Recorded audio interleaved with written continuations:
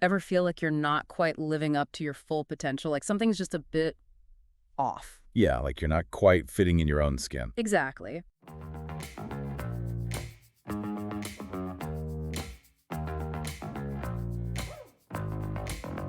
Today, we're diving into something that might help human design. Ooh, human design. We're going deep on this one. We are. Our source material is this fascinating interview from the Ignition Path podcast. With host Kyle Goodnight and human design expert Lori Lesai, right? That's the one.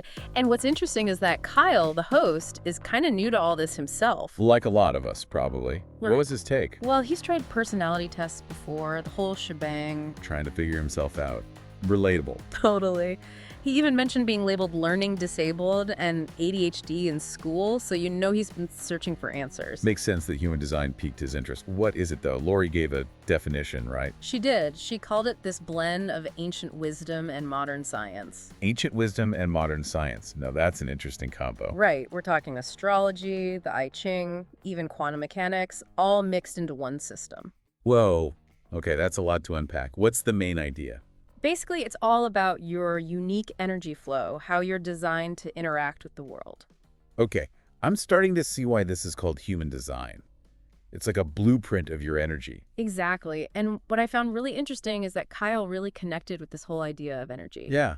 He seemed like a pretty high energy kind of guy from what I remember. Oh, totally. He even joked about wanting to blame his busy nature on his human design chart instead of ADHD. Huh.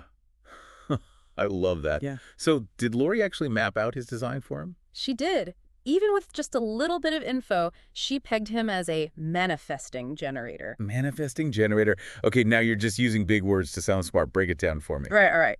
From what I understand, manifesting generators are all about action. They thrive on juggling multiple projects. So like the ultimate multitaskers, always got a million things going on. Pretty much. They get a real charge out of staying busy and making things happen. And this resonated with Kyle.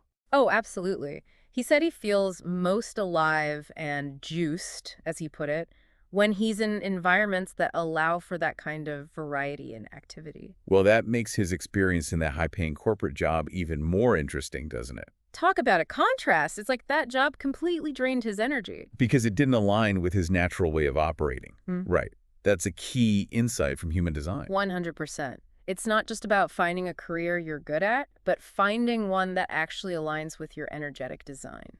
Finding that sweet spot where you can really thrive. Now we're talking. So how does human design actually figure all this energy stuff out? Well, according to Lori, it all comes down to the moment you were born. Oh, really? So like a birth chart, is that where the astrology comes in? Kinda. But instead of planets, it's all about neutrinos. Neutrinos, you're going to have to break that one down for me. So neutrinos, right, they're like these tiny particles. Okay. And they're everywhere, sipping through space and stuff. Well, at the moment you're born, Lori says these neutrinos, they capture the cosmic energy and kind of imprint it onto you. Whoa, hold on. It's like they take a snapshot of the universe at the exact moment you enter the world. Exactly. Like a cosmic fingerprint. And that becomes the basis for your human design chart. That is wild. And this is where Kyle really pushed back a bit, right? He did. Because, as a paramedic, he's been there for a lot of births. He's even delivered a baby before. Talk about being in the thick of it. What was his take on this whole birth moment thing? Well, he really got hung up on the definition of birth. When does this cosmic snapshot actually happen? When the baby takes its first breath, when it's fully emerged. Even Lori, with all her human design knowledge, admitted it's a tricky question. Wow, yeah. I can see how that would be a tough one to pinpoint. It really makes you think about the weight of those first moments, how much they might influence us on a deeper level. Absolutely. And this whole idea of unique imprint, it reminded me about the concept of profiles in human design. Did Lori talk about those at all? Oh, she did. So what are profiles? Are they like personality types within human design? Sort of. Think of your human design chart as this blueprint of your energy, right? Well, your profile adds another layer of detail. It's about how you're designed to interact with the world and, interestingly, how other people perceive you. Okay, I'm intrigued. So what did she say about Kyle's profile? She said that Kyle, being a 25, makes him really susceptible to what's called projections. Projections, like in a movie theater? Not quite. In human design, projections are all about how other people project their own stuff onto you, like their expectations, their assumptions, all of that. Projections, huh? So it's not just me then. Other people get that too. Oh, it's a thing. It's like they're seeing their own reflection instead of the real you. Exactly. And Kyle totally gets this, right? Totally. He said his enthusiasm for, new ideas, future possibilities, it often leads to misunderstandings. How so? Well, people mistake his brainstorming for like concrete plans, Hmm. or they think his excitement means he's making promises when really he's just, exploring. I've been there. Just because I'm stoked about something doesn't mean I've got it all figured out. Right. And that's where understanding your human design profile can be so helpful, I think. It's about recognizing those projections and not taking them personally. Not letting them define you. Exactly. I love that. So what else resonated with you from this interview? Lori's story, for sure. Yeah. What about it? This woman, right, she left a 26-year teaching career after discovering human design. Whoa, seriously. Yeah. After 26 years, that's a huge leap. Right. She said she just knew, deep down, that it wasn't aligning with her energy anymore. I can relate to that feeling. Like your intuition is telling you it's time for a change. Exactly. She said meditation really helped her through that transition. Interesting. Did you find any apps or anything particularly helpful? Yeah, she actually gave a shout out to Insight Timer.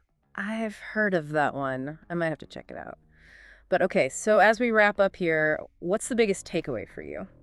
I think it's the idea that we're all designed to thrive in our own unique ways.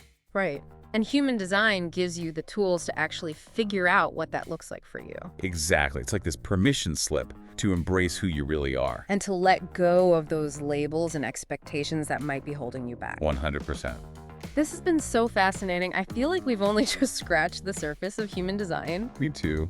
For anyone listening who's as intrigued by this as we are, we'd love to keep the conversation going. Definitely. Hit us up on social media and let us know what resonated with you. Until next time, keep those energy levels high and those projections in check.